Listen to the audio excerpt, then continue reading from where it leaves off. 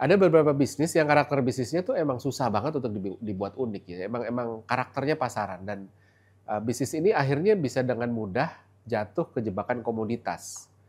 Yaitu yang nggak ada bedanya ya paritas. Konsekuensinya akhirnya konsumennya loyaltinya rendah, biaya marketingnya tinggi, dan godaan price war itu amat sangat besar.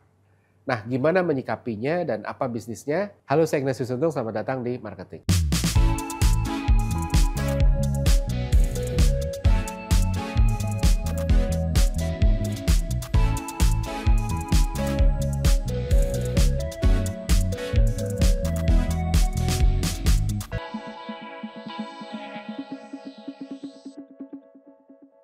Sebelum kita bahas bahasan kali ini, sekedar mengingatkan untuk stay terus, tonton video ini sampai habis karena di akhir video akan ada kuis berhadiah buku Brain Man Brand tulisan saya untuk pemenang yang beruntung ya. Dari dulu orang-orang marketing selalu menganggap credo, memegang credo differentiate or die.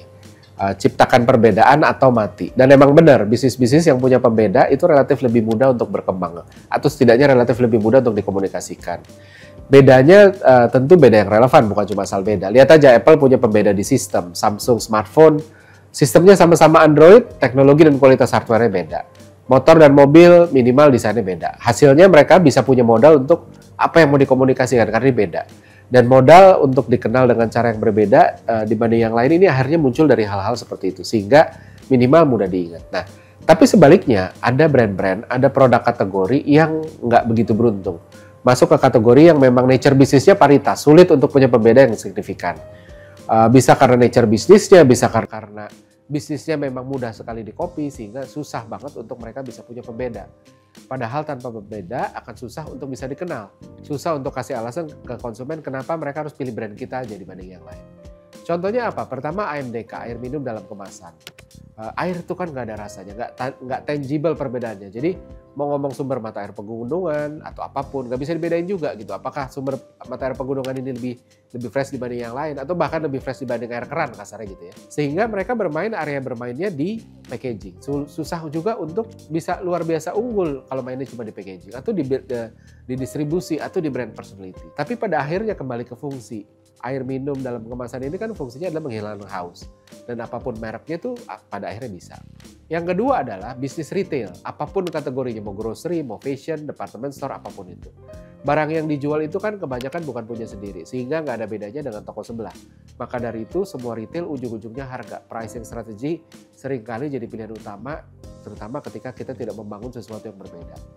Nah yang ketiga, contoh ketiga adalah hotel bintang 2 dan 3. Hitung-hitungannya udah mepet, ya harganya murah, nggak bisa kasih kamar yang luas. Lihatlah hotel bintang 2 dan 3, rata-rata kasih ukuran kamarnya 16-22 meter persegi. Nggak ada yang bisa kasih 30 dan sebagainya. Kasurnya pun gitu-gitu aja, nggak ada yang, oh yang ini empuk banget, yang ini kelas banget, enggak. Kurang lebih mirip-mirip lah. Gitu. Jadi nggak banyak ruang untuk punya pembeda. Brandnya macam-macam, mulai dari ada Fave, Amaris, Popwis, Ibis, dan sebagainya. Sehingga mereka area bermainnya di lokasi. Oh lokasinya lebih bagus dan sebagainya.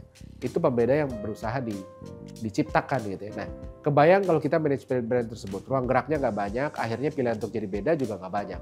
Butuh kreativitas tingkat tinggi juga untuk jadi beda. Risikonya susah untuk kita punya komunikasi yang tajam. Kan sama kayak toko sebelah orang bilang. Jadi apa bedanya gitu kan sama toko sebelah. Nah loyalty juga amat sangat sulit diperjuangkan dari brand-brand yang seperti ini. Hari ini ke sini, besok konsumen bisa pindah ke sebelah.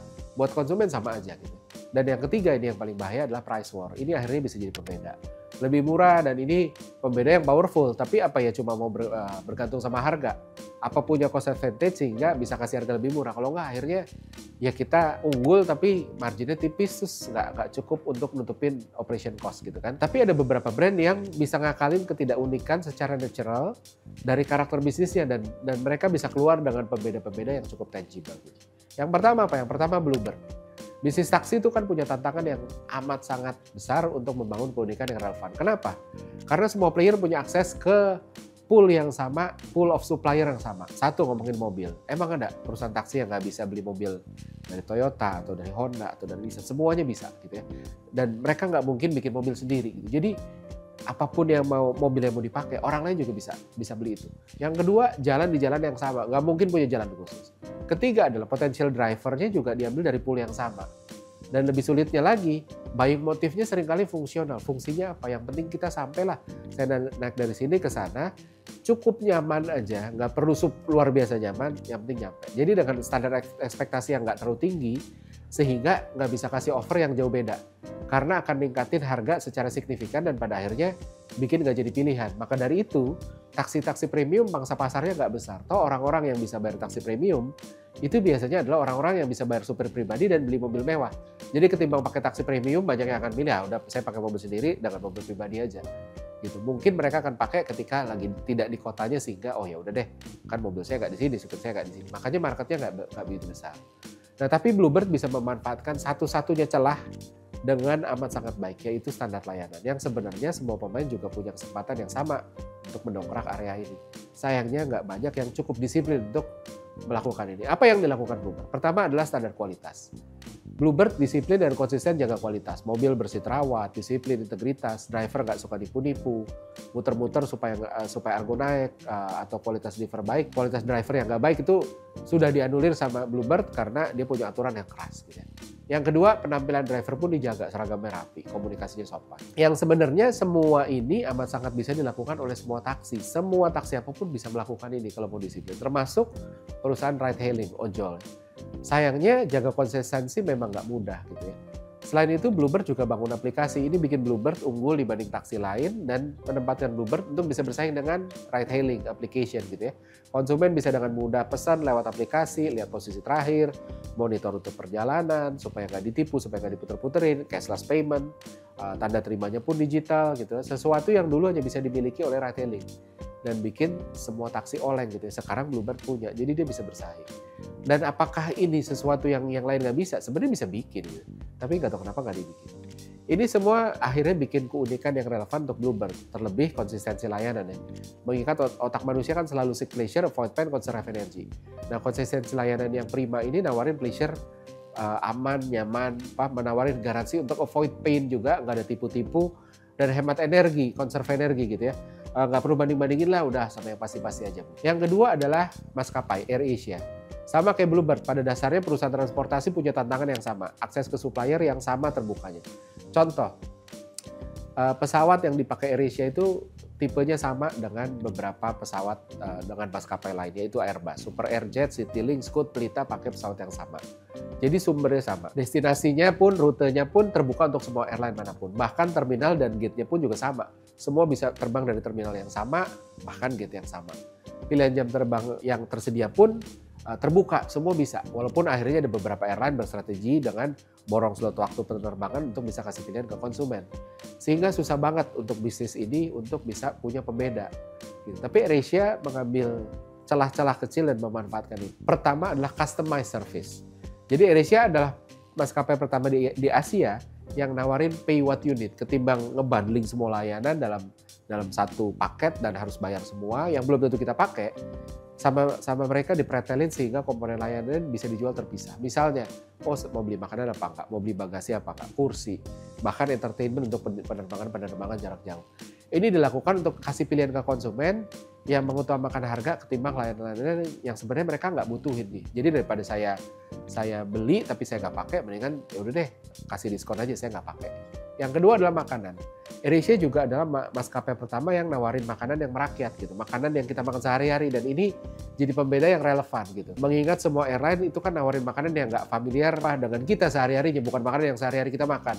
Ini sama aja kayak bandingin makanan jalanan, street food, which itu yang dipakai AirAsia, dengan makanan hotel, which itu yang dipakai sebagian besar airline.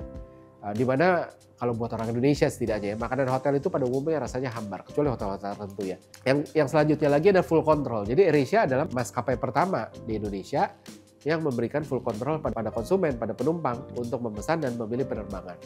Pada masa itu semua airline masih menggunakan sistem yang terpusat gitu ya, dulu Abacus atau apa gitu ya. Jadi pesan tiket cuma bisa lewat travel agent atau kantor penjualan resmi, tiketnya pun dengan security paper, nggak bisa hilang gitu. Kalau hilang kita harus balik lagi ke sana, nge-print ulang. Nggak bisa nge-print pakai kertas sendiri dengan printer di rumah. Nah, AirAsia memperkenalkan metode booking mandiri di mana konsumen bisa pilih sendiri, bayar sendiri, bahkan check-in sendiri melalui web check-in. Terus mereka juga punya low cost high impact mentality. Jadi mereka memperhatikan betul detail-detail pelayanan. Tujuannya ningkatin efisiensi sehingga bisa kasih harga yang bersaing dengan pelayanan yang kualitasnya masih oke. Contoh misalnya, hampir tidak ada pilot dan cabin crew AirAsia yang nginep di kota tujuan. Mereka berangkat dan pulang di kota yang sama. Supaya apa? Supaya bisa menghemat biaya hotel transport. Mereka disiplin antara jeda waktu terbang dari pesawat mendarat sampai terbang lagi. Itu biasanya dihitung banget. Gitu. Cuma boleh ada di gate kurang lebih bahkan kurang dari 1 jam gitu. Jadi kenapa dengan begitu dia bisa hemat biaya parkir, tingkatin utilitas pesawat gitu ya. Dan pada akhirnya ketika ini dilakukan secara konsisten, jadi disiplin, ini jadi habit, gercep, dan ini membuat mereka jadi lebih tepat waktu dan jarang delay. Dan ini pembeda yang amat sangat signifikan buat konsumen. Jadi walaupun secara nature bisnisnya kelihatannya sulit untuk punya pembeda, tapi mereka bisa dengan pintar cari-cari celah itu. Yang ketiga adalah McD. Restoran fast food walaupun punya resep beda ya, nggak sama persis ya, tapi tetap mudah jatuh ke jebakan komunitas. Lihat player yang ada. Semuanya sebagian besar hampir nggak ada konsumen yang loyal cuma satu brand. Mereka makan di restoran yang satu suatu hari, besoknya pindah ke yang lain. Hari ini KFC, besok McD, ya, nextnya AW dan lain sebagainya. Ada player-player yang dikenal punya rasa yang unggul. KFC misalnya dikenal sebagai jagonya ayam. Mereka punya keunggulan yang nggak dipunyai banyak brand, terutama di resep. Termasuk mereka brand pertama yang masuk ke Indonesia. Jadi mereka yang mengedukasi pasar tentang standar rasa ayam goreng tepung itu kayak apa sih. Sehingga siapapun pemainnya akan dibandingkan dengan KFC gitu. Namun ternyata ada celah-celah lain yang dimanfaatkan dengan baik oleh McD, gitu, di mana KFC gagal mengkapitalisasikan peluang ini. Gitu. Pertama, McD percaya akan buying fluency. Buying fluency adalah kemudahan untuk beli dan kenyamanan untuk ngedapetin gitu ya. Apa aja gitu kan. Yang pertama, McD secara agresif dan konsisten bangun restoran yang jauh lebih nyaman dibanding pesaing. Lihat deh, semua restorannya McD jauh secara standar lebih baik, lebih nyaman, interiornya bersih, terawat, nyaman, kebersihannya terjaga, nggak bau, nanti kan lama-lama kusam. Mereka jaga benerin, begitu kusam mereka benerin. Mereka bangun resto dengan drive-thru yang proper. Nggak bikin grogi orang yang kalau nyetirnya belum pasti itu nggak grogi untuk drive-thru di McD. Lain dengan brand lain, ada yang aduh ini kok maksa banget drive-thru-nya. Parkirannya pun luas gitu. McD juga konsisten bikin program menu baru. Jadi cuma McD yang nawarin ini, yang lain nggak ada gitu. Tapi secara konsisten mereka bikin menu baru yang nggak harus dipertahankan selama-lamanya gitu. Tapi cukup untuk bisa bikin konsumen nggak bosan nyobain hal yang baru. Dan beberapa pun relevan mengundang rasa penasaran gitu. Misalnya mereka pernah keluarin ayam kuah gulai, nasi uduk, sambal lokal gitu ya. Yang sekarang udah nggak ada lagi. Tapi pada masa dikeluarin bikin orang, saya mau coba lagi. Saya punya reason untuk balik lagi ke sana. Nah, McD juga pintar baca market, tahu bahwa orang datang ke sana tuh bukan cuma soal makan, tapi bisa sekedar ngemil gitu. Makanya mereka jual es krim mereka pun paling laku dibanding resto lain sejenis. Padahal es krim kayak gitu kan rasanya gitu-gitu aja lah. Nggak bisa beda-beda banget, terutama di price point segitu. Bahkan McD nyelipin pop-up outlet khusus cuma buat jual es krim di mall-mall atau di tempat-tempat tertentu untuk jaga loyalty, bikin orang balik lagi ke McD sehingga secara bawah sadar membangun loyalitas ke McD karena saya udah biasa ke sana walaupun kadang-kadang cuma beli es krim. Bahkan walaupun loyalitasnya dikontribusikan oleh non-core product which es krim, tapi tetap akhirnya secara bawah sadar ngebangun kebiasaan. Selanjutnya McD juga paling rajin bikin kerjasama promo. Berbagai macam bank udah digilir ya, e-wallet, digital bank, semua udah pernah bikin promo sama McD. Semuanya untuk bisa dapat exposure ke user base-nya si bank-bank dan payment partner itu, dan biaya promonya pun dibagi dua. Jadi ini cara yang efisien dan pintar. Untuk konsumen jadi bisa beli lebih murah gitu ya. Dan semua ini bikin pembeda yang cukup unik dan bikin McD unggul di atas pesaing. So kesimpulannya apa? Keunikan dalam bisnis ini penting banget, tanpa itu sulit untuk punya competitiveness. Sayangnya nggak jarang nature bisnis kita nggak kasih ruang untuk jadi kompetitif. Gitu ya. Jadi memang karakternya begitu. Tapi dengan keuletan kita bisa cari, ada celah-celah yang kita bisa manfaatkan, dan kalau kita konsisten, disiplin, akhirnya itu jadi sesuatu yang pembeda. Bahkan ketika kita bermain di kategori bisnis yang memang amat sangat pasaran ya, emang sangat udahlah sulit untuk punya bedanya. Oke, seperti biasa ada kuis, pertanyaannya sebagai berikut.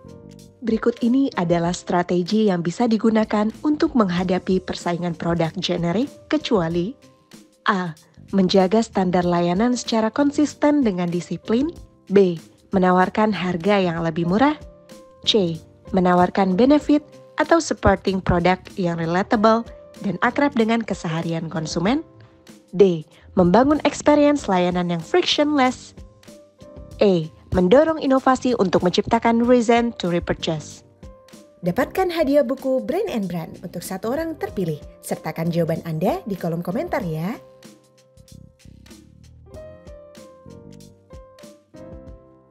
Dan pemenang dari episode kali ini seperti biasa bisa disaksikan di episode selanjutnya. Maka dari itu selalu saksikan Marketing di Marketers TV. Saya Ignatius Untung pamit undur diri.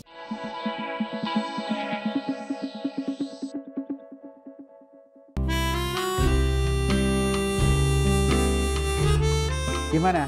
Seru-seru kan videonya? Kalau suka, jangan lupa komen dan like ya. Masih banyak juga nih video-video yang keren-keren lainnya, gitu kan? Dan jangan lupa subscribe juga Marketers TV di sini nih.